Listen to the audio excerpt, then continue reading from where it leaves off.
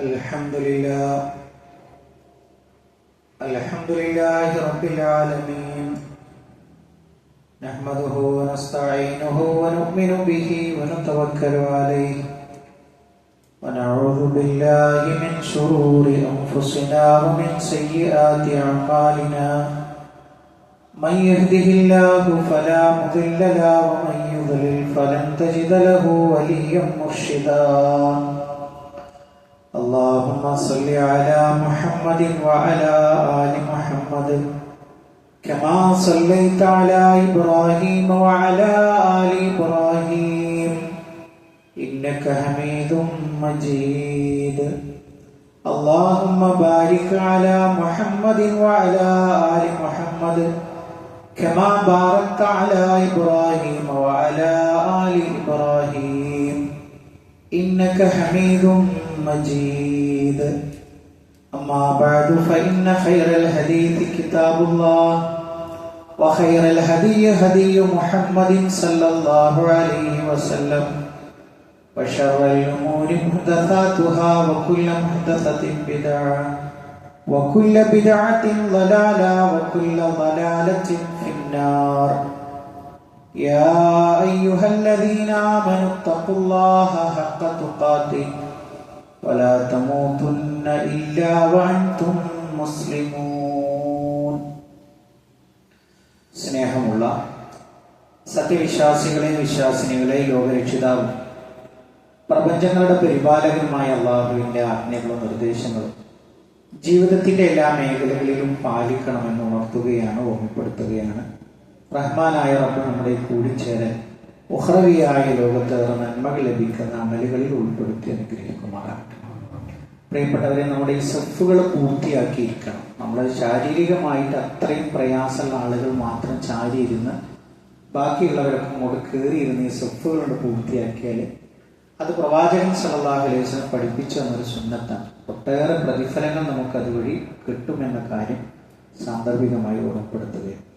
പ്രിയപ്പെട്ടവരെ, വളരെ പ്രധാനപ്പെട്ട ഒരു വിഷയമാണ് ഇന്ന് ശ്രദ്ധയിലേക്ക് കൊണ്ടുവരുന്നത്. അതായത് നമ്മുടെ പെൺകുട്ടികളുള്ള രക്ഷിതാക്കൾ അവരെ മനസ്സിലാക്കേണ്ടെന്ന, പ്രധാനമായും അവരും അതല്ലാത്ത രക്ഷിതാക്കൾ ആയിട്ടുള്ള എല്ലാവരും മനസ്സിലാക്കേണ്ടുന്ന ചില കാര്യങ്ങളെ കുറിച്ചാണ് ഓർമ്മപ്പെടുത്തുന്നത്. നമ്മളോട് എല്ലാവരോടും അല്ലാഹു സുബ്ഹാനഹു വ തആല പറഞ്ഞല്ലോ, സത്യവിശ്വാസികളെ, നിങ്ങൾ നിങ്ങളുടെ ശരീരത്തെ രക്ഷിക്കുന്നതോടൊപ്പം നിങ്ങളുടെ കുടുംബത്തെ നിങ്ങൾ നരകത്തിൽ നിന്ന് കാക്കണം എന്നുള്ളതാണ്.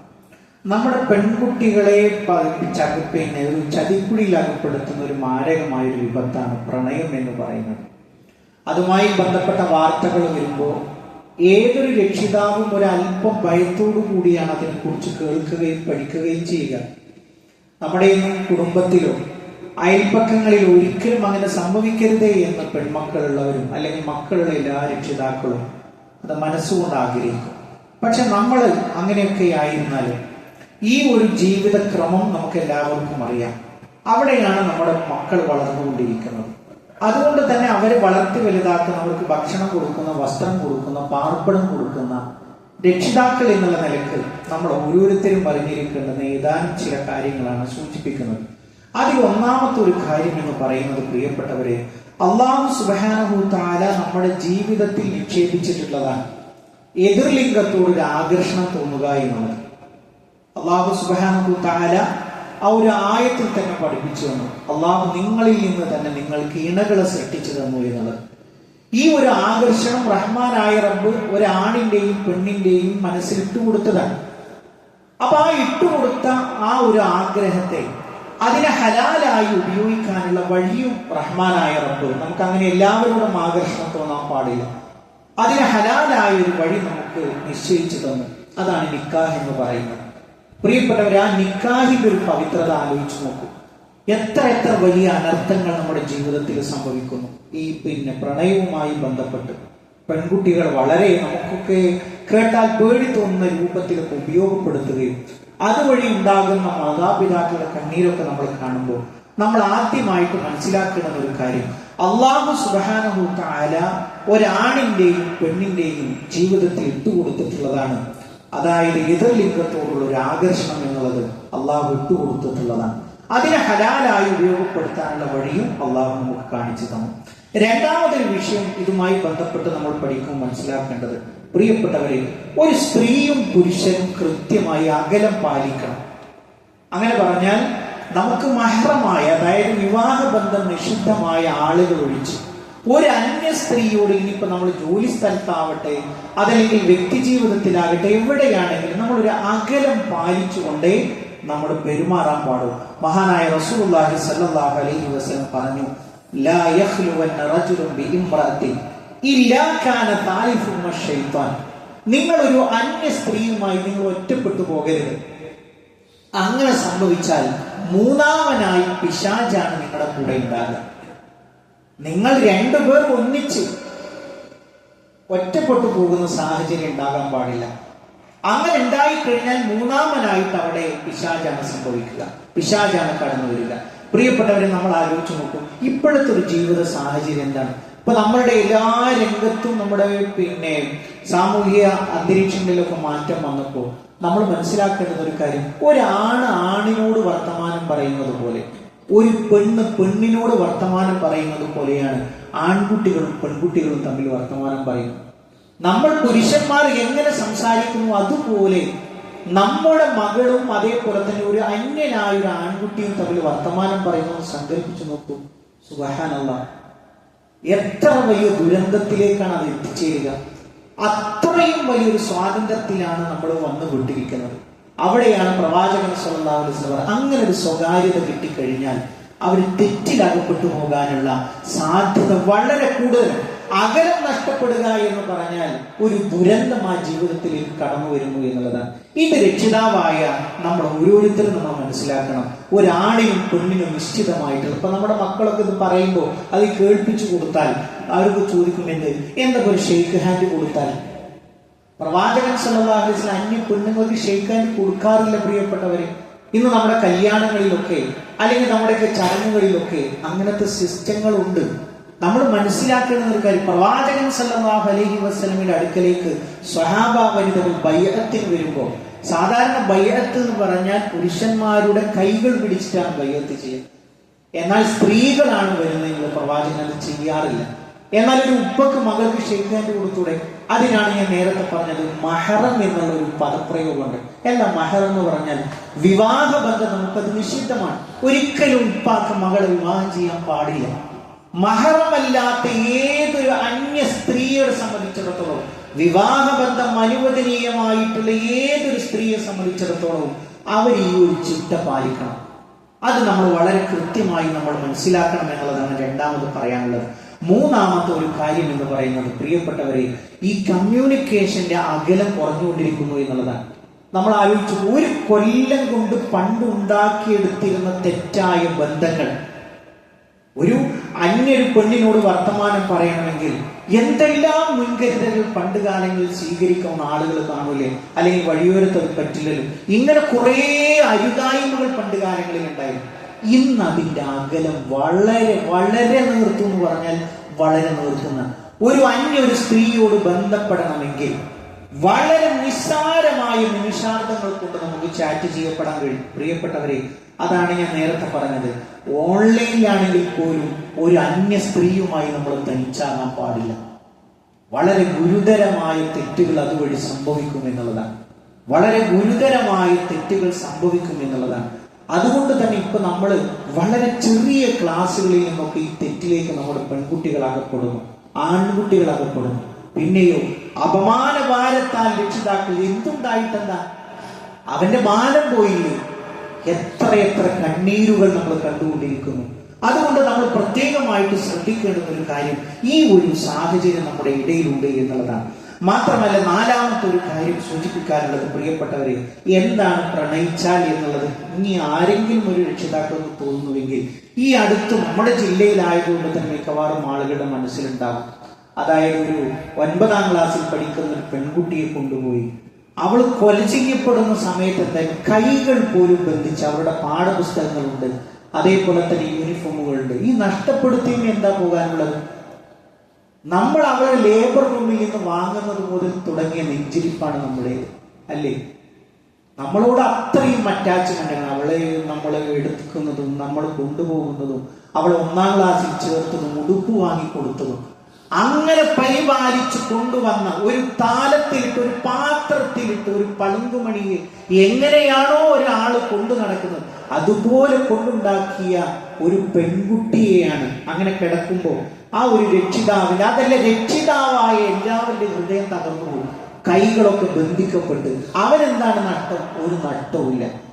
ഏതോ ഒരുവൻ ഈ അടുത്ത ഇരക്ക് വേണ്ടി അവൻ റെഡിയായി കാത്തിരിക്കുക. നിയമത്തിന്റെ നൂലാമാലകൾ കഴിഞ്ഞ് അവൻ പുറത്തിറങ്ങി കഴിഞ്ഞാൽ അടുത്തൊരു ഇരയെ തേടി അവൻ ഇറങ്ങും. നഷ്ടപ്പെട്ടത് ആർക്കാണ്? ഈ ഒരു ചിന്ത പ്രിയപ്പെട്ടവരെ നമ്മൾ പ്രത്യേകമായിട്ട് നമ്മൾ ശ്രദ്ധിക്കണം എന്നുള്ളതാണ് വളരെ ഗൗരവമായിട്ട് നമ്മൾ മനസ്സിലാക്കാനുള്ളത്. 5ാമത്തെ ഒരു കാര്യം സൂചിപ്പിക്കുവാനുള്ളത്, പ്രിയപ്പെട്ടവരെ, ഇതിനെതിരായിട്ട് മൗനം വീക്ഷിക്കുക എന്ന് പറയുന്നത് വലിയൊരു അപരാധമാണ്. നിനക്ക് എന്താ ചെയ്തത്? നിന്റെ ആരെങ്കിലും ആണോ? ഇതൊരു വലിയൊരു കുറ്റമാണ്, അല്ലേ? ശരിക്കും ഈ ഒരു ഉമ്മത്തിന്റെ പ്രത്യേകത നന്മ കൽപ്പിക്കുകയും തിന്മ വിരോധിക്കുകയും ചെയ്യുന്ന ആളുകൾ.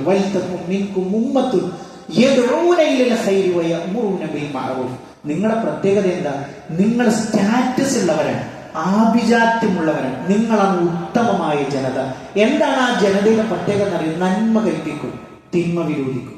അപ്പൊ ഇന്നത്തെ ഒരു ട്രെൻഡ് എന്താണെന്ന് വെച്ചാൽ ഇത് ശത്രുക്കൾ മനസ്സിലാക്കി. അവർ പറഞ്ഞു എന്തിനാണ് അങ്ങനെ? അതാരും നിങ്ങൾ അങ്ങനെ ഒരു സദാചാര പോലീസ് ഒന്നും ആവണം. അതിനൊക്കെ ടേംസ് കണ്ടുപിടിച്ചു. അത് നിങ്ങളുടെ മകളാണോ, നിങ്ങളുടെ അയൽവാസിയാണ്, എന്ത് തെറ്റ് കണ്ടാലും കണ്ണു താഴ്ത്തേണ്ടി വരുന്ന ഒരു ദുരന്തം. പ്രിയപ്പെട്ടവരെ, നമ്മളെ സംബന്ധിച്ചിടത്തോളം നിങ്ങൾ ആലോചിച്ച് നോക്കൂ. നമ്മളുടെ വീട്ടിൽ നിന്നിറങ്ങുന്ന ഒരു പെൺകുട്ടി, അവളെ ചതിയൊരുക്കി ഒരാൾ കൊണ്ടുപോയി കഴിഞ്ഞാൽ എത്ര ആളുകൾ ഉപയോഗിക്കും എന്നുള്ളതാണ്. കാണുമ്പോൾ തന്നെ ആ വാർത്ത പൂർത്തിയാക്കാൻ കഴിയുന്നില്ല. വീട് വിട്ടിറങ്ങി പോകുന്ന പെൺകുട്ടി, അവള് രാത്രി യാത്ര ചെയ്തൊരു ദൂരെ ദിക്കിലെത്തി. ആ ദിക്കിലെത്തിയപ്പോ ഒരു സഹായം ചോദിച്ചതാണ്. അപ്പൊ അങ്ങനെ ഒരു ബന്ധത്തിൽ നിന്ന് തുടങ്ങി ഒരൊറ്റ ഒരു 2-3 മണിക്കൂറിൽ നിന്ന് സംഭവിക്കേണ്ടതൊക്കെ സംഭവിച്ചു. നിങ്ങൾ ആലോചിച്ചു നോക്കൂ, എത്ര പെട്ടെന്നാണ് മരണത്തിലേക്ക് ഈ ആരൊക്കെയാണ് ഇവളെ കാത്തിരിക്കുന്നത് എന്നുള്ളത് നമ്മളൊന്ന് ആലോചിച്ചു നോക്കൂ പ്രിയപ്പെട്ടവരെ. വളരെ ഗൗരവമായി നമ്മൾ ശ്രദ്ധിക്കേണ്ടുന്ന ഒരു കാര്യമാണ്.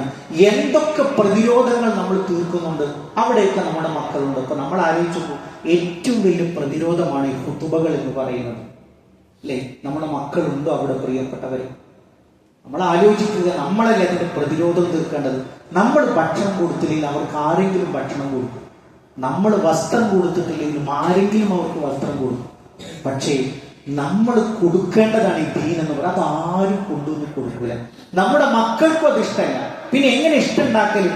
നമ്മുടെ കൂടെ ചേർത്ത് പിടിച്ച് കൊണ്ടുവരുമ്പോ ഉപ്പ കൊണ്ടുപോയി, ഉമ്മ കൊണ്ടുപോയി, അങ്ങനെ ഒരു മധുരതരമായ ഓർമ്മകളായി അവരുടെ മനസ്സിൽ ഈ ഒരു സാമൂഹിക ദുരന്തത്തിൽ നമുക്ക് പ്രതിരോധം തീർക്കാൻ കഴിയും. ഇപ്പൊ നമ്മൾ ആലോചിച്ചു, ഒരു കടലിന്റെ അടുത്ത് ഒരു സിമന്റ് കെട്ടിയ ആളെ സംബന്ധിച്ചിടത്തോളം ആലോചിച്ചു, ശക്തമായ തിരമാലകൾ, ഇതിന് എത്ര ആയുസ്സുണ്ടാകും? ഇതുപോലെയാണ് നമ്മുടെ കുടുംബജീവിതത്തിന്റെ അവസ്ഥ. നമ്മളൊരു ചെറിയൊരു കോൺക്രീറ്റ് കെട്ടി നിൽക്കുകയാണ്, എന്നാൽ കാത്തിരിക്കുന്നതോ ഓരോ സെക്കൻഡ് മാറി മാറി തിരമാലകൾ വന്നതിന് പ്രഹരിച്ചുകൊണ്ടിരിക്കാൻ. അങ്ങനത്തെ ഒരു കാലഘട്ടത്തിൽ നമ്മുടെ മക്കളെ പ്രതിരോധിക്കാൻ, നമ്മുടെ ജീവിതത്തിൽ അപമാനം സംഭവിക്കില്ല എന്ന് പറയാൻ നമുക്ക് എന്ത് പ്രതിരോധമാണുള്ളത്? ഇത് വളരെ ഗൗരവമായിട്ട് നമ്മൾ ശ്രദ്ധിക്കണം. 6ാമത്തെ ഒരു കാര്യം എന്ന് പറയുന്നത്, പ്രിയപ്പെട്ടവരെ, നമ്മുടെ മക്കൾ ഇത്തരത്തിലുള്ള ചതിക്കുഴികളിൽ അകപ്പെടുന്നത് പ്രധാനമായും 2 കാര്യങ്ങളാണ്. 1ാമത്തെ കാര്യം എന്ന് പറയുന്നത് അവർക്ക് ഒരുപാട് അവസരങ്ങൾ കിട്ടുന്നു എന്നുള്ളതാണ്. ഇന്ന് ഒരുപാട് അവസരങ്ങൾ നമ്മുടെ കലാലയങ്ങളിലും അതല്ലാതെയും ഒക്കെ ഒരുപാട് അവസരങ്ങൾ അതുമായി ബന്ധപ്പെട്ട് കിട്ടുന്നു എന്നുള്ളത് മാത്രമല്ല, അങ്ങനെ ചിന്തിക്കുന്ന ഒരാൾ അവരുടെ കൂടെ ഉണ്ടായാൽ തന്നെ, അങ്ങനെ ചിന്തിക്കുന്ന, എല്ലാം ആഘോഷിക്കപ്പെടണം എന്ന് ചിന്തിക്കുന്ന ഒരാൾ നമ്മുടെ പെൺകുട്ടിയുടെ സുഹൃത്തായി ഉണ്ടായാൽ തന്നെ നമ്മുടെ പെൺകുട്ടി ചതിയിലകപ്പെടും എന്നുള്ളതാണ്. അതുകൊണ്ട് കൃത്യമായ ഒരു നിരീക്ഷണം എന്ന് പറഞ്ഞാൽ ഒരു ക്യാമറയല്ല. പിന്നെയോ ചില ആളുകൾ അങ്ങനെയാണ് ധരിച്ചു വെച്ചിരിക്കുന്നത്. നമ്മുടെ മക്കൾക്ക് നമ്മളെ ഒരു ശത്രുവായി തോന്നുന്ന രൂപത്തിൽ, പിന്നെയോ സ്നേഹം കൊണ്ട് അവരെ കീഴ്പ്പെടുത്തണം. അങ്ങനെ ചോദിച്ചറിഞ്ഞ ഒരു ഇന്റിമസി, ഒരു ആത്മബന്ധം നമ്മുടെ മക്കൾക്ക് എന്തും തുറന്നു പറയാം, ചോദിക്കാൻ. അങ്ങനെ ചോദിച്ചതിന്റെ തെറ്റുകൾ വ്യവച്ഛേദിച്ചു കൊടുക്കാനുള്ള ഒരു ബന്ധം നമ്മുടെ മക്കളുമായിട്ട് ഉണ്ടാവണം. ഇതാണ് 1ാമത്തെ ഒരു കാര്യം, അവസരങ്ങൾ കിട്ടുന്നു എന്നുള്ളതാണ്.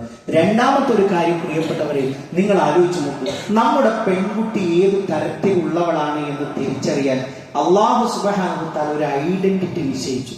ഏത് ഐഡന്റിറ്റി എന്നറിയും? ചില ആളുകൾക്കൊന്നും ചിലപ്പോൾ നമുക്ക് അങ്ങനത്തെ ഒരു ബോധം തന്നെ ഉണ്ടാവില്ല. അതാണ് ഹിജാബ് എന്ന് പറയുന്നത്.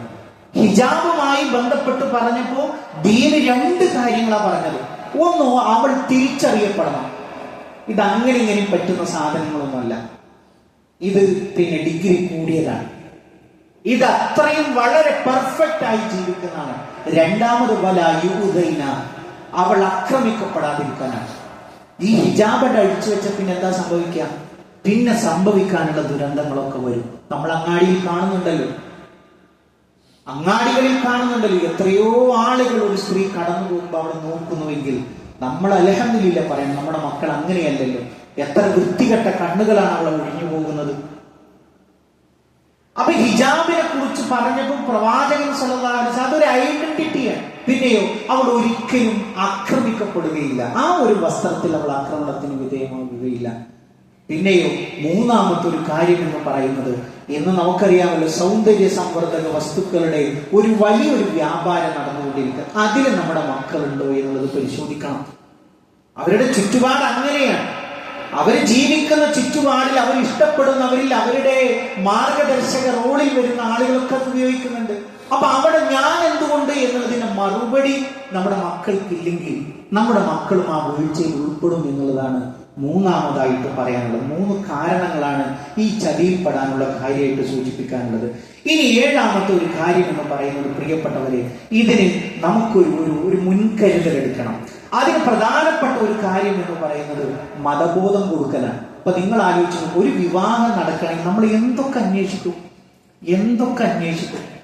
നമ്മൾ വഴിക്ക് അന്വേഷിക്കും, നമ്മുടെ ബന്ധക്കാരെ വിട്ട് അന്വേഷിക്കും, നമ്മൾ അവിടെ ആ ഒരു നാട്ടിൽ ഒരു ബന്ധം ഉണ്ടെങ്കിൽ അവിടെ വിട്ട് അന്വേഷിക്കും. ഏതൊക്കെ രൂപത്തിൽ അന്വേഷണം നടക്കും. എന്നാൽ ഒരു പ്രണയത്തിൽ വരുന്ന ഒരാളെ സംബന്ധിച്ചിടത്തോളം എന്ത് അന്വേഷണം നടക്കുന്നത്? ചിലപ്പോ അതിലകപ്പെട്ട ഒരു പെൺകുട്ടി ഏതെങ്കിലും ഒരു മസ്ലഹത്തിനൊക്കെ ഇരിക്കാൻ അവസരം കിട്ടിയാൽ, അല്ലെങ്കിൽ ഉള്ള ആൾക്കാർക്ക് അത് അറിയാം. അവന്റെ ഉപ്പാന്റെ പേരെന്താന്ന് ചോദിച്ചാൽ പോലും ആ പെൺകുട്ടിക്ക് അറിയില്ല. കാരണം ഇവന് മാത്രമേ ഇവളുമായിട്ടുള്ളൊരു ആക്സസ് ഉള്ളൂ. ഇവൻ ഏത് പ്രകൃതക്കാരനാണ്, എന്തൊക്കെ രൂപത്തിലുള്ളതാണ് ഒന്നും അറിയില്ല. എന്തൊക്കെ മാരകമായ സംഗതികളുടെ അഡിക്ഷനുമായിട്ടാണ് ബന്ധപ്പെട്ടിട്ടുള്ളത് എന്നറിയില്ല. പ്രിയപ്പെട്ട, ഇതൊരു രോഗമാണ്. ഇത് നമ്മളുടെ കുട്ടിയാണ് ആദ്യത്തെ ഇരയെങ്കിൽ ഇത് കഴിഞ്ഞാൽ പിന്നെ അടുത്തൊരു ഇരയെ തേടി പോകും. അപ്പോഴോ ഈ ആദ്യത്തെ ഇരയുടെ അവസ്ഥ എന്താണ്? പിന്നീട് ഒരു യാദൃശികമായ ഒരു മരണം നമ്മൾ കാണുന്നില്ലേ? ഈ അടുത്ത് നമ്മൾ കണ്ടു, ഒരു കടലോരത്ത് കമിഴ്ന്നു കിടക്കുന്ന, നമുക്കൊക്കെ നെഞ്ച് ഇടറിപ്പോകും. ജീവിതത്തിലേക്ക് നമുക്ക് അങ്ങനെയല്ലേ പറയാൻ പറ്റുള്ളൂ. സാധാരണ പഴമക്കാർ പറയും, കട്ടയിൽ കടന്ന് കതിരായത്, ആ കതിരിൽ നശിച്ചു പോകുമ്പോൾ ഒരു കർഷകനുണ്ടാകുന്ന ഒരു വേദന ഉണ്ട്. ഒരു വിത്ത് പോകുന്ന വേദനയല്ല. പിന്നെയോ ആ വിത്തിങ്ങനെ വലുതായി അതൊരു കതിരായി മാറി. ആ കതിരിനെയാണ് അവൻ നോക്കിക്കുന്നത്. എന്റെ മോള്, എന്റെ മകൻ, ആ ഒരു അഭിമാനത്തിന് വേണ്ടി നിൽക്കുമ്പോഴാണ് ഇത് കൂമ്പറ്റു പോകുന്നത്.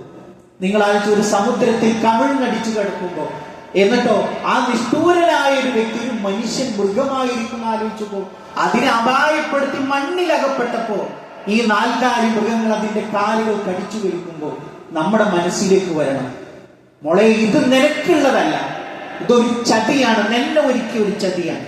ഇതൊരു രക്ഷിതാവിന് ബോധം ഉണ്ടാവണം. ആ ഒരു ബോധം എങ്ങനെയാണ് നമുക്കുണ്ടാവുന്നത്? ഇത് നമ്മൾ അറിഞ്ഞുകൊണ്ട് ഒരു അപകടം അവിടെയുണ്ട്, ആ ഒരു അപകടത്തിലേക്ക് പോകരുതേ എന്നുള്ളൊരു ചിന്ത നമ്മുടെ മനസ്സ്, അതിന് എന്തൊക്കെ നമുക്ക് നേടിക്കൊടുക്കാൻ കഴിയുമോ അതിലൊക്കെ നമ്മൾ ജാഗ്രതയോടുകൂടി ഉണ്ടാവണം എന്നുള്ളതാണ് വളരെ കൃത്യമായിട്ട് നമ്മൾ മനസ്സിലാക്കേണ്ടത്. പിന്നെയോ ചില ആളുകളെ സംബന്ധിച്ചിടത്തോളം ഈ പ്രണയമൊക്കെ ആയിക്കഴിഞ്ഞാൽ ചില ആളുകൾ ഇങ്ങനെ വന്നിട്ടൊക്കെ പറയും, ഇനിയിപ്പോ ഏതായാലും ഇങ്ങനെ ആയില്ലേ, അതവിടെ നടത്തി കൊടുക്കല്ലേ നല്ലത് എന്ന് ചോദിക്കുമ്പോൾ ഞാൻ ഈ പറഞ്ഞപ്പോ ഇവൻ ആരാ, ഇവൻ എന്താണ്, ഇവൻ എങ്ങനെയുള്ളവനാണ്, എന്റെ മോൾ അവൻ കൊന്ന് കൊലപ്പെടുത്തില്ല എന്നുള്ളതൊരു ഉറപ്പ്. ഈ ഒരു ചിന്ത, പ്രിയപ്പെട്ടവരെ, നമ്മുടെ മനസ്സിലേക്ക് നമ്മൾ ഉണ്ടാവണം എന്നുള്ളതാണ്. അവസാനിപ്പിക്കുമ്പോൾ ഒറ്റ കാര്യം കൂടി പറയട്ടെ. ഇപ്പൊ നമ്മളെ സംബന്ധിച്ചിടത്തോളം വിവാഹം വരെ ആൺകുട്ടികളാകട്ടെ പെൺകുട്ടികളാകട്ടെ അവർക്ക് ഷെയർ ചെയ്യാനുള്ള ഒരാൾ വേണം. അപ്പൊ മിക്കവാറും നമ്മുടെ വീടകങ്ങളിലൊക്കെ നമ്മുടെ ഉമ്മമാരുണ്ടാകാം. നമ്മുടെ ഉമ്മമാരെ ഭംഗിയായ റോള് കൈകാര്യം ചെയ്യും. അവരോട് നമ്മുടെ +2 പഠിക്കുന്ന മക്കൾ, ഡിഗ്രി പഠിക്കുന്ന മക്കൾ നാട്ടിൽ നടന്ന അല്ലെങ്കിൽ ക്ലാസ്സിൽ എല്ലാ കാര്യങ്ങളും ഷെയർ ചെയ്യപ്പെടും. ഈ ഷെയർ ചെയ്യാൻ ഒരു അവസരം ഇല്ല എങ്കിൽ എന്താ സംഭവിക്കുക? അത് ഷെയർ ചെയ്യപ്പെടുന്ന ഒരാളെ ആണാകട്ടെ പെണ്ണാകട്ടെ കണ്ടെത്തും. അപ്പൊ നമുക്ക് തന്നെ ഒരു മനസ്സിലൊരു വേദന ഉണ്ടെങ്കിൽ അത് ആരോടെങ്കിലും തുറന്നു പറഞ്ഞാൽ അതൊരു ആശ്വാസം. ഇതേപോലെ അള്ളാഹു സുബ്ഹാനഹു നമ്മൾ അവിടെ നിന്നാണല്ലോ തുടങ്ങിയത്. അള്ളാഹു ഒരു മനുഷ്യന്റെ ജീവിതത്തിൽ ഒരു ഉൽഫത്ത് ഇട്ടിട്ടുണ്ട്, പരസ്പര ലിംഗത്തോടുള്ള ഒരു ആകർഷണം എന്ന് പറയുന്നത്. പ്രിയപ്പെട്ടവരെ, അങ്ങനത്തെ ഒരു സംഗതി വരുമ്പോൾ നമ്മൾ ആലോചിക്കേണ്ടത് നമ്മുടെ വീട്ടിലെ കാര്യങ്ങളിൽ നമ്മുടെ മക്കൾ അത് കൃത്യമായി നമ്മളോട് അടുത്തു നിൽക്കുന്നു എന്നുള്ളത് അല്ലെ. നമ്മൾ കൽപ്പിക്കുന്ന ആളുകളാവരും. പിന്നെയും നമ്മുടെ മക്കളെ ചേർത്ത് പിടിക്കുന്ന ഉമ്മയാകട്ടെ ഉപ്പയാകട്ടെ വലിയ റോളാണ് അവർക്കുള്ളത്. ഈ ഒരു അവരുടെ ജീവിതത്തിൽ നടക്കുന്ന ഓരോ കാര്യവും ആ ഒരു കാര്യവും നമ്മളോട് പറഞ്ഞ് നമ്മളത് കേൾക്കാൻ സമയം കാണുന്നില്ലെങ്കിൽ നമുക്കൊക്കെ പലതുണ്ട്. ചില ആളുകൾ ബിസിനസിന്റെ പിന്നാലെ, പ്രിയപ്പെട്ടവർ കച്ചവടം ചെയ്തിട്ട് എന്താ കാര്യം? അത് അനുഭവിക്കാൻ യോഗമില്ലെങ്കിൽ പിന്നെ ഇതുകൊണ്ട് എന്താ കാര്യമുള്ളത്? നമ്മൾ കാണുന്നില്ലേ സ്റ്റേഷനുകളിൽ നിന്ന് ഉമ്മ പിന്നാലെ മോളെ ചെയ്യരുത് പോകല്ല എന്ന് പറയുമ്പോൾ നിയമപാലകർ ചോദിക്കാൻ നിനക്ക് ആരുടെ കൂടെ? അവർക്ക് എഴുതി വെച്ച വരികളോട് മാത്രമേ കൂടുള്ളൂ, അവിടെ ബന്ധങ്ങളോട് കൂടില്ല. നിനക്ക് ആരുടെ കൂടെ പോകണം? ഉമ്മ കിടന്ന് നിലവിളിക്കാൻ, ഉപ്പ കിടന്ന് നിലവിളിക്കാൻ പോകരുതെന്ന് പറയും. പക്ഷെ പറഞ്ഞിട്ട് എന്തു കാര്യം? 18ാമത്തെ കൊല്ലത്തിൽ എവിടെയോ പരിചയപ്പെട്ട ഒരു വൃത്തികെട്ട ഒരു ജീവിതത്തോട് നമ്മുടെ ശുദ്ധമായ പെൺമക്കൾ ജീവിതം തെരഞ്ഞെടുക്കുന്നുവെങ്കിൽ നമുക്ക് ആ ഉത്തരവാദിത്വത്തിൽ നിന്ന് ഒഴിവാകാൻ പറ്റില്ല. അതിന് ഞാൻ പറഞ്ഞൊരു കാര്യം, നന്മയിൽ നമ്മൾ എവിടെയൊക്കെ ഉണ്ടോ എന്തുകൊണ്ട് നമ്മുടെ മക്കൾ അതിലേക്ക് കൂട്ടുന്നില്ല? അതിന്റെ ഉത്തരം നമ്മൾ കാണാൻ നമുക്ക് സാധിച്ചാൽ പ്രിയപ്പെട്ടവർ ഒരു പരിധി വരെ. പിന്നീട് രണ്ടാമത് നമുക്കുള്ള പ്രൊട്ടക്ഷൻ എന്താണ്? ആകാശ ലോകത്തിന്റെ വാതിലുകൾ നമ്മുടെ മുമ്പിൽ തുറന്നിട്ടിട്ടുണ്ട്. നമ്മളൊരു ഹറാമും അറിഞ്ഞുകൊണ്ട് ചെയ്തിട്ടില്ല. അപ്പോഴോ നമ്മൾ പറയുന്ന അക്ഷരങ്ങൾ, നമ്മുടെ മനസ്സിന്റെ വേദനകൾ ആ ലോകത്തിലേക്ക് കയറിപ്പോകും. അല്ലേ? റബ്ബനാ ഹബ് ലനാ മിൻ അസ്വാജിനാ വദുർരിയാതിനാ ഖുർറത അഅ്യുൻ. അല്ലാഹുവേ, ഭാര്യമാരിൽ മക്കളിൽ കൺകുളിർമ നൽകണേ. അത് ആകാശ ലോകത്തിലേക്ക് എത്തും. അതിനുള്ള യോഗ്യത നമ്മൾ നേടുക, നന്മയിൽ നമ്മുടെ മക്കളെ തുടർത്തുക. റഹ്മാനായ റബ്ബ് നമ്മൾ അനുഗ്രഹിക്കുമാറാകട്ടെ.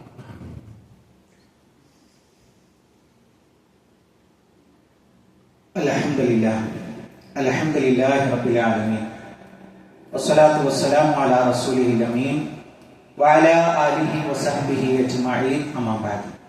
പ്രിയപ്പെട്ട സത്യവിശ്വാസികളെ, വിശ്വാസിനികളെ, ഒരിക്കൽ കൂടി അള്ളാഹുവിന്റെ ആജ്ഞാനിർദ്ദേശങ്ങൾ ജീവിതത്തിന്റെ എല്ലാ മേഖലകളിലും പാലിക്കണമെന്ന് ഉണർത്തുകയാണ്, ഓർമ്മപ്പെടുത്തുകയാണ്. പ്രിയപ്പെട്ട രക്ഷിതാക്കളെ, നമ്മുടെ മക്കള് നമ്മളുടെ കൂടെ നിൽക്കുന്ന ഒരു സാഹചര്യത്തിൽ നമ്മൾ ശ്രദ്ധിക്കേണ്ട ഒരു കാര്യത്തെക്കുറിച്ചുള്ള ഏതാനും ചില കാര്യങ്ങൾ മാത്രമാണ് പറയുന്നത്. അപ്പൊ നമ്മുടെ കുട്ടികളെയൊക്കെ പിടികൂടുന്ന, ചെറിയ വളർന്നു വരുന്ന കുട്ടികളെ പിടികൂടുന്ന ഒരു രോഗമാണ് ഈ ഇന്റർനെറ്റിനോടുള്ള അഡിക്ഷൻ എന്ന് പറയുന്നത്. നമ്മൾ സാധാരണ കള്ളിനോടുള്ള അഡിക്ഷൻ എന്ന് പറയാറുണ്ട്, കഞ്ചാവിനോടുള്ള, ലഹരി മരുന്നുകളോടുള്ള അഡിക്ഷൻ എന്ന്. അതേപോലെ ഇന്റർനെറ്റിനോടുള്ള അഡിക്ഷൻ നമ്മുടെ മക്കളിൽ വർദ്ധിച്ചു വരും. അപ്പൊ അത് മനസ്സിലാക്കാനും അതിന്റെ ഒരു പ്രതിരോധം സൃഷ്ടിക്കാനുള്ള ഏതാനും ചില കാര്യങ്ങളാണ് പറയുന്നത്. ഒന്നാമത്തെ ഒരു കാര്യം, നമ്മുടെ കുട്ടിക്ക് അങ്ങനത്തെ ഒരു സാഹചര്യം ഉണ്ടെങ്കിൽ ആ കുട്ടിയുടെ കയ്യിൽ നിന്ന് മൊബൈൽ വാങ്ങുന്ന ഒരു കുട്ടി വയലന്റ് ആയിട്ടാണ് നമ്മളോട് പ്രതികരിക്കുക. നമ്മളത് തിരിച്ചറിയാനുള്ള ചില ലക്ഷണങ്ങളാ പറയും. നമ്മളെ ചീത്ത പറയും. പിന്നെയോ അവൻ അത് കിട്ടാൻ വേണ്ടി എന്തും ചെയ്യും. ചിലപ്പോൾ നിലത്ത് കിടന്ന് ഉരുളും, അല്ലെങ്കിൽ സാധനങ്ങൾ തല്ലിപ്പൊട്ടിക്കും. ഇങ്ങനത്തെ ഒരു സാഹചര്യം ഉണ്ടോ എന്നുള്ളതാണ് ഒന്നാമത്തെ കാര്യം. രണ്ടാമത്തെ ഒരു കാര്യം എന്ന് പറയുന്നത്, ആ സമയത്ത് ഇത് ഉപയോഗിക്കുന്ന സമയത്ത് മാത്രം ഭയങ്കര സന്തോഷം ഉണ്ടാവും, ബാക്കിയുള്ള ഒരു സംഗതിയിലും അവനൊരു താല്പര്യം ഉണ്ടാവില്ല. ഇതാണ് രണ്ടാമത്തെ കാര്യം. മൂന്നാമത്തെ ഒരു കാര്യം, പ്രിയപ്പെട്ടവർ, ഇപ്പൊ നമുക്കൊക്കെ അറിയാലോ റീൽസുകളുടെയും ഷോർട്സുകളുടെയും കാര്യം. അപ്പൊ ഒന്നാമത്തെ കാര്യം, നമ്മളൊക്കെ ഇപ്പൊ ഇത് നമ്മളിലേക്ക് ചേർത്ത് വെക്കാൻ വേണ്ടിയിട്ടാണ് ഞാൻ പറയുന്നത്. അതൊരു ദുരന്തമാണ്. നിങ്ങൾ ആലോചിച്ചു, 1 മണിക്കൂർ റീൽസ് കണ്ട ഒരാളോട് ചോദിക്കുക എന്തേ നീ കണ്ടത്, അയാൾക്ക് കൃത്യമായൊരു മറുപടി പറയാൻ കഴിയില്ല. ഒന്നിലും ഒരു ഏകാഗ്രത. ഇപ്പൊ എന്തിനേറെ നമ്മുടെ നിസ്കാരത്തിൽ പോലും നമുക്കൊരു ഹുഷു, ഒരു തുമഗ്നീനത്വം ഒന്നും നമുക്ക് ലഭിക്കൂല. എന്റെ കണ്ടു ഒന്നുമില്ല, എന്നാലോ അതിൽ കുറേ സമയം ചെലവ്. മാത്രമല്ല, നമ്മൾ ആലോചിച്ചു, രണ്ടാമത്തെ ഈ റീൽസ് നൽകുന്ന ദുരന്തം എന്ന് പറയുന്നത്, ഒരു 10 മിനിറ്റാണ് നമ്മൾ അതിനു വേണ്ടി ചെലവഴിക്കാൻ വെച്ചോളൂ. അങ്ങനെ ചെലവഴിക്കുമ്പോൾ ഒരാൾ ഒരു ദിവസം 10 മിനിറ്റ് ചെലവഴിച്ചാൽ ഒരു കൊല്ലം 365 ദിവസമാണല്ലോ. അപ്പൊ അങ്ങനെ 365 ദിവസം ഇൻറ്റു 10 കൂട്ടുമ്പോൾ 3650 മിനിറ്റ്, 2.5 ദിവസമാണ് അയാളുടെ നഷ്ടപ്പെടുന്നത്.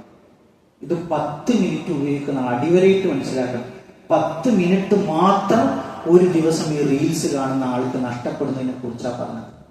മറ്റൊരു കാര്യം എന്ന് പറയുന്നത്, പ്രിയപ്പെട്ടവരെ, നമുക്കറിയാം മാനസികമായിട്ടുള്ള ഒരുപാട് പ്രശ്നങ്ങൾ, ഉറക്കത്തിന്റെ പ്രശ്നം, അതേപോലെ തന്നെ ഒരു ഉൽപാദനപരമായിട്ടുള്ള ഒരു സംഗതിയും അവന്റെ ഭാഗത്ത് നിന്നുണ്ടാവില്ല. ഇതിന് നോക്കിയിരുന്ന സമയങ്ങൾ, ഒരു ജോലിയിലുള്ള ഒരു ഏകാഗ്രത അല്ലെങ്കിൽ വേറെ എന്തെങ്കിലുമുള്ള ഒരു ഏകാഗ്രത, അത് അവനെ സംബന്ധിച്ചിടത്തോളം ലഭ്യമല്ല എന്നുള്ളത്. ഇനി അതിന്റെ ഒരു പരിഹാരങ്ങളിലേക്ക് ഞാൻ പറയുന്നു, പ്രിയപ്പെട്ടവരെ, നമ്മുടെ മക്കളിപ്പോ ഈ 2 മാസം കിട്ടിയ സമയത്ത് നമുക്കറിയാം അത് നമ്മുടെ സമ്പത്താണ്. ഇത് ഏതൊക്കെ പ്രകൃതങ്ങൾ ഇതിൽ ഉണ്ട് എന്ന് നമ്മൾ മനസ്സിലാക്കി കഴിഞ്ഞാൽ അതിന്റെ ഒരു പ്രതിരോധം നമ്മൾ ശ്രദ്ധിക്കണം. ഇപ്പൊ നമുക്കിത് കൊടുക്കാൻ പാടില്ല എന്ന് നമുക്ക് പറയാൻ കഴിയില്ല, കാരണം അതിൽ ഒരുപാട് ഉപയോഗങ്ങൾ നമുക്കതിലുണ്ട്. അതിൽ പ്രധാനപ്പെട്ട രക്ഷിതാക്കൾ സമയം നമ്മൾ നിയന്ത്രിക്കണം എന്നുള്ളതാണ്. ഒരു ദിവസം എൻ്റെ കുട്ടിക്ക് ഇത്രയേ ഉള്ളൂ, അത് കുറേശ്ശെയായിട്ടോ അതല്ലെങ്കിൽ കുറച്ചായിട്ടോ ഒക്കെ ആയിട്ട് അങ്ങനെ ലഭ്യമായിട്ട് അതിലൊരു നിയന്ത്രണം, 1 മണിക്കൂറാണെങ്കിൽ ഒരു ദിവസം 1 മണിക്കൂർ, അങ്ങനത്തെ ഒരു രൂപം നമ്മൾ ശ്രദ്ധിക്കണം.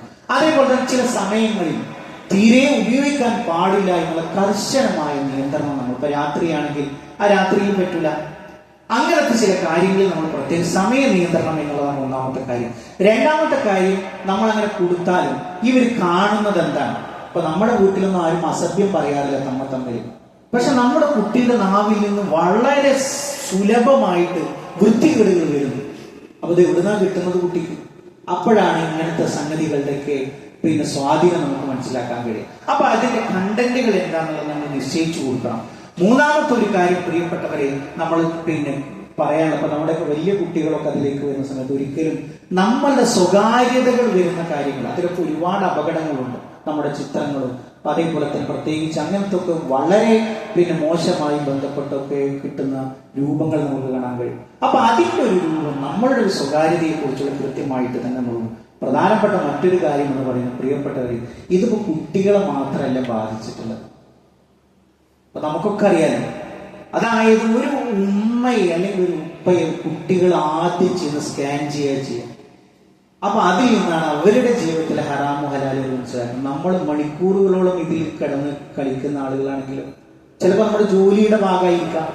പക്ഷെ എന്തായിരുന്നാലും വീട്ടിലധികം നമുക്കൊരു നിയന്ത്രണം, അല്ലെങ്കിൽ നമ്മൾ എന്തൊന്നും നമ്മുടെ മക്കളിൽ ഉണ്ടാവണമെന്ന് നമ്മൾ വിചാരിക്കുന്നു, അതാദ്യം നമ്മളായി തീരണം. 5 നേരം നിസ്കരിക്കുന്ന കുട്ടിയാവണം.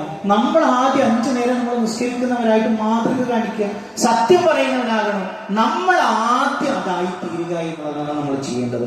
ഇതാണ് 4ാമത്തെ ഒരു കാര്യം. 5ാമത്തെ ഒരു കാര്യം, ഇത് മാത്രമല്ല ജീവിതം. ഇപ്പൊ നമ്മളെ സംബന്ധിച്ചിടത്തോളം കുട്ടികൾ കുടുംബങ്ങൾ സന്ദർശിക്കട്ടെ, ചെറിയ ചെറിയ കൃഷികൾ അവർ നടത്തട്ടെ, വായന നടത്തട്ടെ, അതേപോലെ തന്നെ കളികളിൽ ഏർപ്പെടട്ടെ. അങ്ങനത്തെ കുറേ ലോകങ്ങളുണ്ടല്ലോ അവരുടെ മുമ്പിൽ. അതിലേക്കൊക്കെ അവരെ ബോധപൂർവം നമ്മൾ എന്ത് ചെയ്യണം, തള്ളി മാറ്റണം എന്നുള്ളതാണ് കൃത്യമായിട്ട് മനസ്സിലാക്കാനുള്ളത്. മാത്രമല്ല, ഇതുമായി ബന്ധപ്പെട്ട് നമ്മൾ കൃത്യമായിട്ട് ചില റൂളുകൾ, ഇപ്പൊ നമ്മൾ ബെഡിലൊക്കെ കിടന്നിട്ടൊക്കെ ഉപയോഗിക്കാന്ന് പറഞ്ഞാൽ ഒരിക്കലും പിന്നെ അതിന് മോചിപ്പിക്കാൻ കഴിയില്ല. മാത്രമല്ല, ഇപ്പൊ നമ്മുടെയൊക്കെ പല വീടുകളിലും അൺലിമിറ്റഡ് ആയിട്ട് ഇന്റർനെറ്റ്, എന്തിനാണ് അത് എന്നുള്ളത് പലപ്പോഴും പല വീടുകളിലും നമ്മൾ ചെന്ന് മനസ്സിലാക്കുമ്പോൾ അവർക്കും അറിയില്ല. എന്തോ ഒരു ചെറിയൊരു കോളിന് വേണ്ടി ഗൾഫിൽ നിന്ന് കുറച്ച് ആളുകൾ വിളിക്കാനുണ്ട്. അപ്പൊ അതിനു വേണ്ടി മാത്രം പോരെ, ഒരാളുടെ കയ്യിൽ കത്തി കൊടുത്ത് കുത്താൻ ആവശ്യപ്പെടുന്നത് പോലെയാണ് അതിന്റെ ഒരു ഫലം വരുന്നതെന്നാണ്. നമുക്ക് എന്താണോ ആവശ്യം അതിനു വേണ്ടി മാത്രം അത് പരിമിതപ്പെടുത്തുക. എന്തിനാണ് അങ്ങനത്തെ ഒരു സംവിധാനം നമ്മുടെ വീടുകളിൽ? ആവശ്യമുള്ളവരെ കുറിച്ചല്ല പറഞ്ഞത്, ആവശ്യമില്ലാത്ത കുറെ വീടുകളിൽ അതൊരു വലിയൊരു കാര്യമായിട്ട് ചെയ്ത് അതിലൊരു കുടുംബിനികളടക്കം മുഴുകി ജീവിക്കുന്ന ഒരു കാര്യം ആ ഒരു ജീവിതത്തിൽ ഉണ്ട് എന്നുള്ളത് നമ്മൾ പ്രത്യേകമായിട്ട് ശ്രദ്ധിക്കുക. പ്രിയപ്പെട്ടവരെ, ഇതൊക്കെയും ഇത്രയും നമ്മളൊരു ഖുതുബയിൽ ഉൾപ്പെടുത്തി പറയുന്നത്, നമ്മുടെ മക്കൾ അങ്ങനത്തെ ഒരു ദുരന്തത്തിൽ പോകും. ഉറക്കത്തിന്റെ വിഷയത്തിൽ പ്രവാചകൻ സല്ലല്ലാഹു അലൈഹി വസല്ലം മാതൃക എന്താ? ഇശ കഴിഞ്ഞാൽ നിങ്ങൾ കിടക്കണം. അത്യാവശ്യമില്ലാത്ത ആളുകൾ, അത്യാവശ്യമുള്ളവർ അത് കഴിഞ്ഞ് പെട്ടെന്ന് കിടക്കുക എന്നുള്ളത്. മണിക്കൂറുകൾ 12-1 മണി വരെ ഇതിൽ കഴിച്ചു കൂട്ടുന്ന കുട്ടികൾ നമ്മുടെ ചുറ്റുപാടിലുണ്ട്. എന്നിട്ട് വൈകി എഴുന്നേൽക്കുന്നു. മിക്കവാറും ആളുകളെ സംബന്ധിച്ചിടത്തോളം സുബഹി കിട്ടുന്നില്ല. ഇതൊക്കെ അവർക്ക് ശീലമാക്കാൻ പറ്റുന്നതാണ് ഈ അവധിക്കാലങ്ങൾ. നമ്മുടെ കൂടെ പള്ളിയിലേക്ക് അസ്സലാത്തു ഖൈറും മിനൻ നൗം എന്ന് കേൾക്കുമ്പോൾ ഉപ്പതാ പള്ളിയിലേക്ക് പോകുന്നു, ഉമ്മ യഥാതിനെ സഹായിക്കുന്നു. ഇങ്ങനെ കുറെ നന്മകൾ. നമ്മൾ ഖുർആൻ പാരായണം ചെയ്യുന്ന മക്കൾ കാണട്ടെ, നമ്മളുടെ കൂടെ അവർക്ക് അതിന് പ്രോത്സാഹനം കൊടുക്കട്ടെ. അങ്ങനെ കുടുംബ ബന്ധങ്ങളിൽ നമ്മൾ സന്ദർശിക്കുന്ന കൂടെ നമ്മളും അവരുടെ കൂടെ കൂട്ടി. ഇത് നമ്മൾ അള്ളാഹു ഏൽപ്പിച്ച ഒരു വലിയൊരു അമൂല്യമായ ഒരു നിധിയാണ് എന്ന് മനസ്സിലാക്കി മുന്നേറുക. റഹ്മാനായ റബ്ബ് നമ്മളെ അനുഗ്രഹിക്കുമാറാകട്ടെ. ഈ ലോകത്തും വിജയം വരിക്കുന്ന മുഅ്മിനീങ്ങളിൽ മുത്തഖീങ്ങളിൽ അള്ളാഹു നമ്മളെ എല്ലാവരെയും ഉൾപ്പെടുത്തി അനുഗ്രഹിക്കുമാറാകട്ടെ. അല്ലാഹുമ്മ ഗ്ഫിർ ലിൽ മുഅ്മിനീന വൽ മുഅ്മിനാത്ത് വൽ മുസ്ലിമീന വൽ മുസ്ലിമാത്ത് അൽ അഹ്യാഇ മിൻഹും വൽ അംവാത്ത് ഇന്നക മുജീബു ദഅവാതി യാ ഖാദിയൽ ഹജാത്ത്. അല്ലാഹുമ്മ അജ്ർനാ മിനൻ നാർ അല്ലാഹുമ്മ അജ്ർനാ മിനൻ നാർ. അല്ലാഹുമ്മ റബ്ബനാ തഖബ്ബൽ മിന്നാ ഇന്നക അൻതസ് സമീഉൽ അലീം വതുബ് അലൈനാ ഇന്നക അൻതത് തവ്വാബുർ റഹീം. ആമീൻ ആമീൻ ബിറഹ്മതിക യാ അർഹമർ റഹീമീൻ. അല്ലാഹുമ്മ സ്വല്ലി അലാ